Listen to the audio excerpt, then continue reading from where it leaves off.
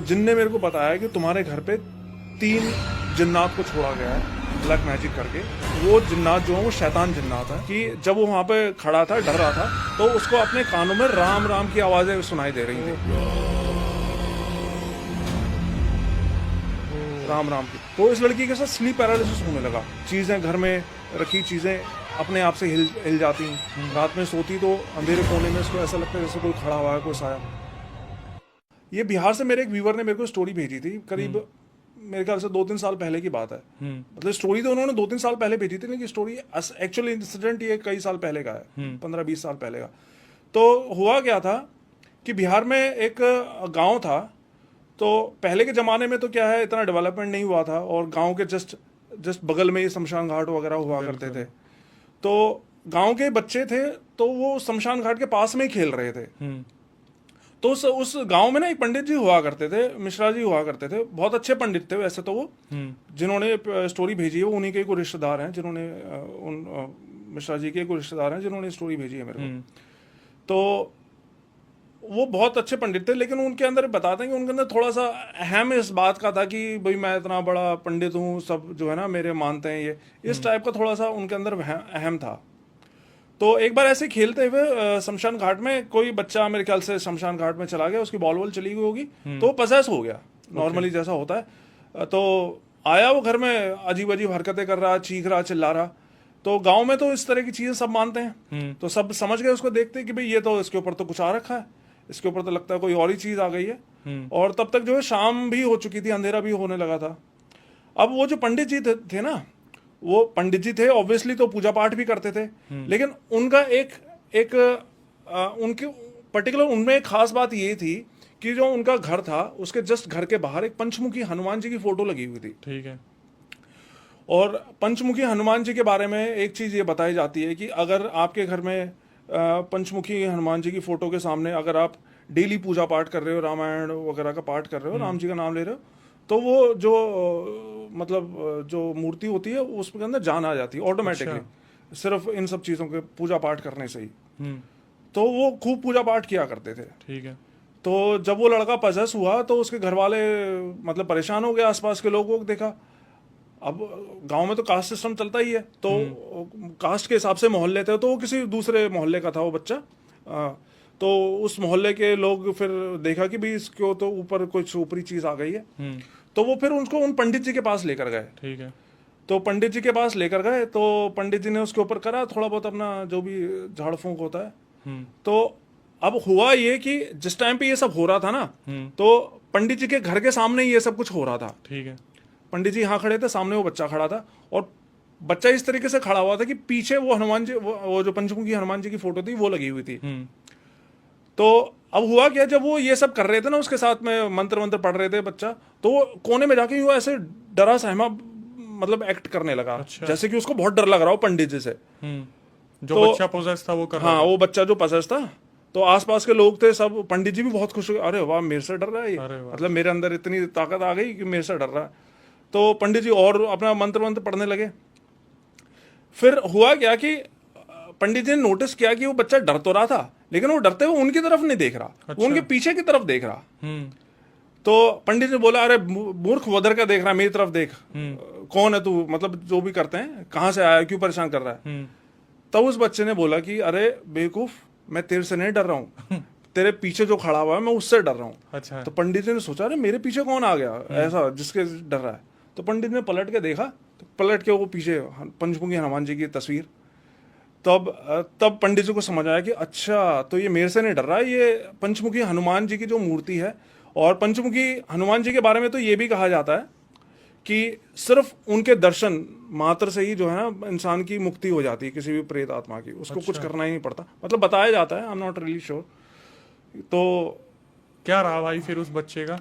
बच्चा वो ठीक हो गया। और एक्चुअली हुआ क्या था, जब ये सब हो रहा था उस टाइम तो नहीं, बाद में ठीक होने के बाद में उस बच्चे ने बताया कि जब वो वहां पे खड़ा था, डर रहा था, तो उसको अपने कानों में राम राम की आवाजें सुनाई दे रही थी, राम राम की। और उस वजह से उसको ऐसा डर लग रहा था कि जैसे कि कोई उसको जो है ना बहुत मतलब डरा रहा है, मारने के लिए आ रहा है। फिर एकदम से सब कुछ उसके सामने लाइट आई और सब कुछ शांत हो गया, बेहोश हो गया वहां पे। उसके बाद फिर उसकी जो पोजीशन थी वो उतर गई। मतलब ये वो मानने वाली बात है कि हनुमान जी का जो ये रूप है पंचमुखी वाला, मतलब इसे देखकर अच्छों की रूह कांप जाए, प्रेत आत्माओं की। हाँ बिल्कुल। और मैं सच बताऊं, ये फर्स्ट टाइम था जब मेरे को भी हाँ पंचमुखी हनुमान जी की इतनी शक्ति के बारे में पता चला था। सुनते तो हैं ही हम, लेकिन ये पहली स्टोरी थी जब मुझे पता चला था कि भाई पंचमुखी हनुमान की इतनी ताकत हो सकती है। और ये कहाँ पे हुआ था भाई सब ये कुछ? बिहार में, बिहार का कोई गांव था, अब मेरे को एग्जैक्टली याद नहीं, काफी टाइम पहले की स्टोरी। भाई आपको लगता है कि बिहार में ज्यादातर ये चीजें बहुत ज्यादा होती है, मतलब ऐसा कुछ? रिलीजन से रिलेटेड एक्टिविटीज ज्यादा होंगी, वहीं पर ये सब चीजें भी होंगी। जैसे अमेरिका है, अमेरिका में ब्लैक मैजिक नहीं होता क्योंकि वहां पर ये सब चीजें नहीं करी जाती ना। प्रदर्शन तो वहां पे भी होती होंगी, लेकिन कुछ चीजें ऐसी होती हैं जो कि कल्चर से रिलेटेड होती हैं। जैसे ब्रह्म राक्षस होता है वो हिंदू धर्म में से ही हो सकता है, जिन वगैरह होते हैं वो मुस्लिम कल्चर में ही हो सकते हैं। उसी तरह कुछ चीजें होती हैं जो कि मेरे ख्याल से सिर्फ कल्चर से रिलेटेड होती हैं। जैसे अमेरिका में बोलते हैं कि विच क्राफ्ट होता है बहुत ज्यादा। हाँ, विच क्राफ्ट वही जादू टोने को ही बोलते हैं वहाँ पे। हाँ, लेकिन वहाँ पे उनके अलग तरह के जो है पोजेशंस होती हैं, डीमन पोजेशंस होती हैं, क्योंकि क्रिश्चियन कल्चर में, क्रिश्चियनिटी में जो है डीमंस का वो है कॉन्सेप्ट है वहाँ पे ब्रह्म राक्षस जिन वगैरह का कॉन्सेप्ट नहीं है। तो आपको लगता है भाई जैसे इंडिया में इतना जिन का प्रकोप है, अमेरिका में भी ऐसा होता होगा पोजेशन, या इंडिया से भी ज्यादा होता होगा वहां? तो नहीं, देखो जिन एक तरह से आप उनको मुसलमान ही मान लो। जिन मुसलमान ही होते हैं, वो मस्जिदों में जाते हैं और क्या बोलते हैं नमाज वगैरह पढ़ते हैं। तो जो ऐसा कल्चर होगा अमेरिका में तो हो भी सकता है, एक आध कोई होगा, लेकिन मिडिल ईस्ट तो पूरा भरा पड़ा है जिन नहीं, मैं पूछ रहा हूँ जैसे कि हम सुनते कि इंडिया में इतना सब कुछ होता है, तो अमेरिका में इंडिया से ज्यादा होता है, कम होता होगा? नहीं, जो शहर हैं वहां तो मुझे नहीं लगता कि इतना होता होगा, लेकिन वहां पे भी जो है ना, जैसे कि उनको रेड इंडियंस बोलते हैं, इंडियंस बोलते हैं उनको, वो वहाँ के नेटिव लोग हैं। तो वहाँ पे तो ये सब चीजें होती हैं, ब्लैक मैजिक, ये सब विच क्राफ्ट वगैरह वहाँ पे भी होता है बहुत। तो भाई इसके बाद कोई किस्सा जो आप बताना चाहो, जो किसी सब्सक्राइबर ने भेजा हो बढ़िया सा? वैसे तो बहुत सारी स्टोरीज हैं सुनाने को, लेकिन चलो मैं आपको एक ब्लैक मैजिक की स्टोरी सुनाता हूँ, जो अभी रिसेंटली कुछ ही दिन पहले जो है मेरी एक व्यूवर है बांग्लादेश से, नादिया, उन्होंने भेजी थी। और ब्लैक मैजिक की वैसे तो स्टोरीज मैं बहुत सारी सुना चुका हूँ अपने चैनल पर, लेकिन ये वाली स्टोरी थोड़ी हटके थी। और मतलब देखो, जैसे हम लोग तो हैं, हम तो सुनते हैं हॉरर स्टोरीज, तो हम तो एंटरटेनमेंट के लिए सुनते हैं ये हॉरर स्टोरीज, लेकिन जिनके साथ होता है उनके लिए तो बहुत बुरा होता है। सही बात। और इस स्टोरी में भी बहुत बुरा हुआ था, क्योंकि इसमें मल्टीपल डेथ्स हुई थी इनकी फैमिली में। तो बेसिकली हुआ ये था कि ये बताती हैं कि मेरे ख्याल से कोरोना से 1-2 साल पहले, कोरोना आने से, कोरोना का 2020 में आया था ना, 2020 में आया था, तो 2018 की बात है। इनके बॉयफ्रेंड से ब्रेकअप हुआ था उस टाइम पे। तो ये बताती हैं कि ये अपने बॉयफ्रेंड से बहुत क्लोज थी, तो ब्रेकअप होने के बाद में ये बहुत मतलब परेशान हो गई थी। तो उन्होंने एक तरह से डिसीजन ले लिया था कि अब मैं किसी से कोई रिलेशनशिप में नहीं जाऊंगी। लेकिन फिर हुआ क्या, इनके ब्रेकअप के हफ्ता 10 दिन बाद में, साथ ही इनको ये उम्मीद थी कि हो सकता है इनका बॉयफ्रेंड वापस आ जाए, है ना। लेकिन ये बताती हूँ बहुत अब्यूजिव था उनके साथ, बहुत बुरा बर्ताव करता था। लेकिन फिर भी एक उम्मीद थी इनको कि शायद वो वापस आ जाए। तो हुआ क्या कि ब्रेकअप के हफ्ता 10 दिन बाद में इनको फेसबुक पे एक मैसेज आया किसी लड़के का। अच्छा। इन्होंने भी, तो मैसेज आया किसी अननोन आईडी से, ये जानती नहीं थी कि भाई कौन है वो लड़का। तो सबसे पहले जो इनके दिमाग में बात आई कि इनको लगा कि शायद वही लड़का होगा जो मेरा मतलब एक्स बॉयफ्रेंड है, वही होगा, शायद किसी दूसरी आईडी से मुझसे बात करने की कोशिश कर रहा होगा। तो इन्होंने भी उससे बात करना स्टार्ट कर दिया, और बात करते करते इनकी काफ़ी बातें होने लगी। लेकिन फिर कुछ दिनों बाद इनको ये रियलाइज़ हुआ कि ये वो बॉयफ्रेंड नहीं है इनका, ये कोई और ही लड़का है। लेकिन तब तक इनकी अच्छी फ्रेंडशिप हो गई थी, तो ये रेगुलरली आगे बात भी करते रहे। और कुछ ही दिनों बाद, 1-2 महीने बाद, इनकी काफ़ी अच्छी फ्रेंडशिप हो गई। इन्होंने मिलना भी स्टार्ट कर दिया था। और उस लड़के ने स्टार्टिंग में इनको मैसेज भेजा था बंगाली में, आमी ए के बोरो ऐसा कुछ था, कि भाई मैं बहुत अकेला हूँ। तो इनकी बात स्टार्ट हो गई, और फिर कुछ महीनों बाद ये रिलेशनशिप में भी आ गए। उस लड़के ने इनको प्रपोज किया, और लेकिन वो लड़का, ये बताती है, वो इनसे काफी बड़ा था, 8-10 साल बड़ा था वो लड़का इनसे। भाई लड़की भी निब्बी थी, अभी कह रही थी मूव ऑन नहीं करूंगी, मूव ऑन भी कर लिया। क्या कर सकते हैं भाई, दिल आ जाए तो क्या कर सकते हैं। तो लड़की तो मेरे ख्याल से 19-20 साल की थी वो, और लड़का 28-29 साल का था वो। अच्छा। तो एज गैप था, लेकिन ये बताते हैं कि वो बहुत अच्छे से इनको ट्रीट करता था, उसको कभी महसूस नहीं होता था कि भाई इनका इतना एज गैप है। तो मिलने लग गए, वो इनके कॉलेज भी आता था मिलने, बाहर मार्केट वगैरह में ये मिलने लग गए। फिर इनका वही दोस्ती इनके प्यार में बदल गई। अब लेकिन सब कुछ ठीक तो चल रहा था। अब फिर हुआ क्या कि कुछ महीने बाद जब इनका फ्रेंडशिप से ये रिलेशनशिप में आ गया ना, प्यार वाला इनका सीन चलने लग गया, और धीरे धीरे इनकी बात, इन्होंने मेंटली ये डिसाइड कर लिया था कि वहाँ आगे चल के शादी करेंगे। हाँ। इसके बाद क्या हुआ, इनके घर में, इस लड़की के घर में अजीब अजीब चीजें होने लगी। अच्छा। अजीब अजीब चीजें सबसे पहले तो इसी लड़की के साथ स्टार्ट हुई। जैसे हमारे यहाँ बोलते हैं ना दबना, उसको क्या बोलते हैं, स्लीप पैरालिसिस। हाँ, तो इस लड़की के साथ स्लीप पैरालिसिस होने लगा। आए रात, हर रात उसके साथ स्लीप पैरालिसिस होने लगा। चीजें घर में रखी चीजें अपने आप से हिल जाती। रात में सोती तो अंधेरे कोने में इसको ऐसा लगता है जैसे कोई खड़ा हुआ है, कोई साया। इस तरह की चीजें इसके साथ होने लगी। साथ में एक चीज और होने लगी कि इनके घर में, फैमिली में सब पहले से प्यार से रहते थे लोग, लेकिन अब झगड़े होने लगे छोटी छोटी बातों पे, जो कि एक बहुत ही नॉर्मल सी बात होती है ब्लैक मैजिक में। ब्लैक मैजिक में सबसे पहले यही होता है, आपस में झगड़े होते हैं। तो इनके घर में झगड़े होने लगे, लेकिन तब तक भी सब कुछ ठीक था। फिर क्या हुआ, एक दिन इसकी मम्मी की अचानक से तबीयत खराब हो गई, जबकि ये बताती हैं कि उनकी एज भी ज्यादा नहीं थी, ना उनको ऐसी कोई पुरानी बीमारी थी। और एक दिन तबीयत खराब हुई, अगले दिन डेथ हो गई उनकी। हॉस्पिटल लेकर गए, हाँ हॉस्पिटल लेकर गए। डॉक्टर्स को भी समझ नहीं आ रहा, कोई कह रहा है इनका ब्रेन हैमरेज हो गया, कोई कह रहा है इनको हार्ट अटैक आया। मतलब डॉक्टर्स को भी नहीं समझ में आया कि इसकी डेथ हुई कैसे, लेकिन डेथ हो गई। कहाँ से था भाई ये केस? ये बांग्लादेश में है, मेरे ख्याल से ढाका, पता नहीं इन्होंने सिटी भेजी थी नहीं भेजी थी, मेरे को याद नहीं, लेकिन बांग्लादेश से का था ये सीन। फिर तो इसके बाद भी फिर इनको लगा कि अब डायरेक्ट तो एकदम से नहीं आता ना कि भाई क्या पता क्या ब्लैक मैजिक कर दिया हो। इनकी कोई दुश्मनी तो थी नहीं किसी ने किसी से, लेकिन अब आगे चल के बात खुलती है कि हुआ क्या था सब कुछ। तो अब इनकी मम्मी की डेथ हो गई। फिर धीरे धीरे, अब मम्मी तो थी नहीं, इनके पापा, ये बताते हैं इनके पापा इससे बहुत प्यार करते थे। साथ ही ये काफी रिच फैमिली से भी बिलोंग करती हैं, अपनी सिटी की बहुत इन्फ्लुएंशियल फैमिली है इनकी, तो पैसों की भी कोई कमी नहीं थी। लेकिन इसके पापा इसके साथ ऐसा सुलूक करने लगे जैसे भिखारी के साथ सुलूक करते हैं ना, जैसे कि अनजान ही हो कोई, मतलब ना ठीक से बात करना, ना उनको कुछ पैसे वैसे देना, इस व्यवहार बदल गया। हाँ बिल्कुल ही चेंज हो गया, 180 डिग्री मतलब चेंज हो गया उसका। तो अब यहाँ तक भी सब कुछ ठीक था। फिर क्या हुआ, इसकी मम्मी की डेथ के कुछ टाइम बाद इनका एक कजन था, उस कजन का किसी ने मर्डर कर दिया इनका। वो कजन इसके काफी क्लोज था, मतलब बहुत अच्छे दोस्त थे, आपस में अच्छी बातें होती थी। तो अचानक उसका भी किसी ने मर्डर कर दिया। तो अब इनको ये तो समझ आ रहा था कि यार ये पता नहीं क्या चल रहा है, मतलब इस लड़की को ये तो पता चल रहा था कि कुछ ना कुछ तो गड़बड़ हो रही है, लेकिन ये किसी से डिस्कस भी नहीं कर सकती थी, क्योंकि पापा के साथ इसका रिलेशनशिप बिगड़ता जा रहा था और ये सब चीजें हो रही थी। लेकिन ये उस लड़के को बताती थी ये सब चीजें। तो ये बताती हैं कि इस पूरे टाइम में किसी और ने तो साथ नहीं दिया, लेकिन उस लड़के ने जरूर साथ दिया था, जो जिससे इनका रिलेशनशिप बना था। अब हुआ ये, फिर कुछ टाइम बाद कोरोना आ गया था, और कोरोना में बताते हैं इनकी हालत और भी ज़्यादा ख़राब होने लगी। वो जो चीज़ें दिखाई देने लगी थी वो और ज़्यादा होने लगी। रात में सोते के साथ ही इनको जो है ना स्लीप पैरालिसिस होता, कभी कुछ सपने आते, कभी कुछ सपने आते, वही टिपिकल ब्लैक मैजिक वाले केसेस। तो ये 2018 से चल के 20 तक आ गया। हाँ हाँ। फिर क्या हुआ, इनका जो बॉयफ्रेंड था उसकी मदर की डेथ हो गई एक दिन ऐसे ही अचानक से। वाह भाई वाह। इसके बॉयफ्रेंड की भी मदर की डेथ हो गई। तो इसके बॉयफ्रेंड की जब मदर की डेथ हुई, और उनकी फैमिली के साथ भी ये सब चीजें हो रही थी, आपस में नोक झोंक होना, छोटी छोटी बातों पे झगड़े, दोनों साइड ही स्टार्ट हो गया। हाँ, ये दोनों साइड हो रहा था। तो इस लड़की की फैमिली ने तो किसी से कुछ पूछा नहीं, मतलब बाबा बाबा के पास नहीं गए, लेकिन वो लड़का जो था उसकी फैमिली ने डिसाइड किया कि हम पता करेंगे कि हुआ क्या है, क्योंकि इनको शक था। वो शक क्यों था वो भी मैं बताऊंगा आगे। तो इनको शक था कि इनके ऊपर किसी ने कुछ करवा रखा है। तो ये एक इनके इलाके का कोई बहुत मुस्लिम लड़की है जिसने स्टोरी भेजी है। तो इनके इलाके का एक बहुत ही कोई बड़े मौलवी थे, तो ये उनके पास में गए। तो उन मौलवी ने इनसे सिर्फ जो है वो पूछा, इनका नाम, इनके पिता का नाम, उनका एड्रेस, ये सब चीजें पूछी इनसे।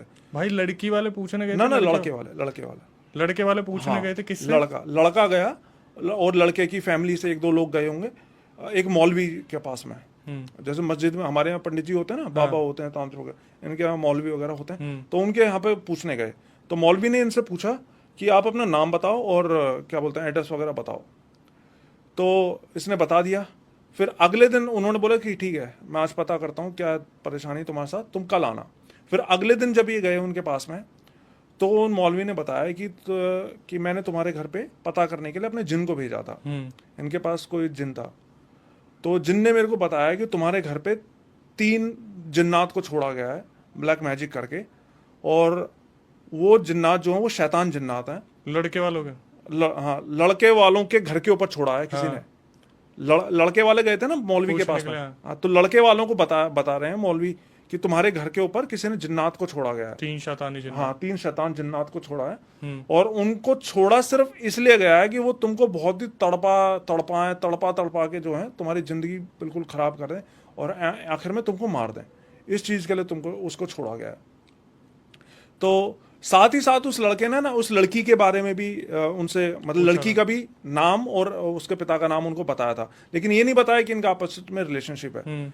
तो मौलवी ने खुद ही इनको बता दिया कि जो लड़की तुम उससे प्यार करते हो और आने वाले टाइम में तुम्हारी बीवी बनने वाली है। तो उसने लड़के ने बोला हाँ बिल्कुल सच बात बता रहे हैं आप। तो भाई मौलवी से क्या बोल के पूछा था? यही भी हमारे साथ ये सब चीजें हो रही हैं, आप बताओ कि लड़की के बारे में क्या बोल के पूछा था? कि ये मेरी दोस्त है, इसके बारे में पूछना। लड़की के बारे में उसने मेरे को ऐसा क्लियर नहीं करा। मेरे ख्याल से उसकी भी अपनी कुछ बाउंडेशंस रही होंगी लड़की की स्टोरी भेजने की, क्योंकि लड़की ने भेजी है तो बहुत सारी चीजें हो सकता है वो खुल के ना भी बता पाई। सही बात है ना। लेकिन उसने बस इतना ही बताया कि लड़की ने जो भेजा बताया सिर्फ इतना बताया कि भाई लड़के ने उसके बारे में भी पूछा, है ना। ठीक है, फिर मौलवी ने बताया कि ये जो शैतान 3 जिन्नात शैतान है ना, ये बहुत ही ताकतवर हैं। इनको दूर तो करा जा सकता है, लेकिन इसको दूर करने में बहुत ही रिस्क है। अगर हमसे कोई चूक हुई तो वो तुम्हारा तो नुकसान करेंगे, साथ में वो मेरा भी बहुत नुकसान कर सकते हैं। लेकिन फिर भी मैं कोशिश करूंगा, जितना मेरे से हो सकेगा मैं करूंगा। फिर उन्होंने क्या किया, इनको एक वो क्या बोलते हैं, इस लड़के को और उस लड़की को दोनों के लिए 2 अलग अलग ताबीज दिए। वैसे भाई लड़की के बारे में कुछ बताया था कि इनके घर में भी कोई दिक्कत विक्कत? नहीं, कुछ नहीं बताया। नहीं, वो अभी खुलेगा आगे कि उसके साथ भी क्यों हो रही थी प्रॉब्लम। तो दोनों के लिए 2 वो दिए उन्होंने, तावीज दिए, और पानी में दम मार के, दम मतलब फूंक मारते हैं ना, पढ़ते हैं कलमे वलमे, वो पढ़ के फूंक मार के वो देते हैं। तो उसको बताया कि भाई सोने से पहले आपको ये पीना है और पूरे घर में छिड़कना है। तो उन्होंने करना स्टार्ट कर दिया। तो जो इनके साथ घर में चीज़ें हो रही थी, जैसे इनकी एक और चीज़ मैं बताना भूल गया था, इन दोनों की सेहत बहुत डाउन होती जा रही थी धीरे-धीरे। हाँ, मतलब बहुत कमज़ोर हो रहे थे, हर समय फीवर जैसा महसूस होता, टेस्ट में कुछ आता नहीं मेडिकल टेस्ट में। तो ये सब चीज़ें इनके साथ में हो रही थी। तो महीना 1.5 महीना इन्होंने ये किया, तो ये सब चीज़ें इनकी ठीक होने लग गई। जैसे लड़की को वो होता था स्लीप पैरालिसिस, वो होना बंद हो गया, चीज़ें दिखाई देती थी रात में, वो दिखाई देनी बंद हो गई। सेहत भी धीरे धीरे इनकी जो है ठीक होने लग गई।